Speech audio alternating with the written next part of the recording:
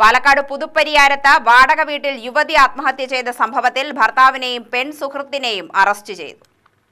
പാലക്കാട് കല്ലടിക്കോട് സ്വദേശി റിൻസിയ ആത്മഹത്യ ചെയ്ത സംഭവത്തിലാണ് ഭർത്താവിന്റെയും പെൺസുഹൃത്തിന്റെയും അറസ്റ്റ് രേഖപ്പെടുത്തിയിരിക്കുന്നത്. യുവതിയുടെ ഭർത്താവ് പുതുപ്പരിയാരം ഇൻഡസ്ട്രിയൽ എസ്റ്റേറ്റ് താഴെമുരളി ഷാജിദ മൻസിലിൽ ഷഫീസ്, ഇയാളുടെ സ്ത്രീ സുഹൃത്ത് പിരായിരി ആലക്കൽപ്പറമ്പ് ചുങ്കം ജംസീന എന്നിവരെയാണ് ബുധനാഴ്ച ഹേമാംബിക നഗർ പോലീസ് അറസ്റ്റ് ചെയ്തത്. ഇരുവർക്കുമെതിരെ ആത്മഹത്യാ പ്രേരണ കുറ്റം ചുമത്തി.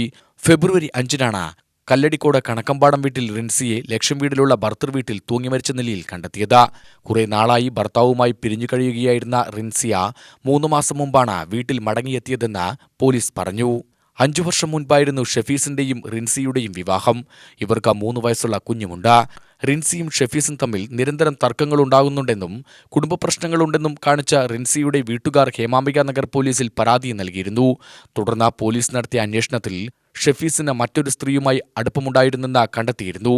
ഷഫീസ് റിൻസിയെ ഒഴിവാക്കാൻ ശ്രമം നടത്തിയിരുന്നതായും ജംസീന ഫോണിലൂടെ നിരന്തരമായി റിൻസിയെ ഭീഷണിപ്പെടുത്തിയിരുന്നതായും കണ്ടെത്തി. കോടതിയിൽ ഹാജരാക്കിയ പ്രതികളെ റിമാൻഡ് ചെയ്തു. UTV news, Palakkad.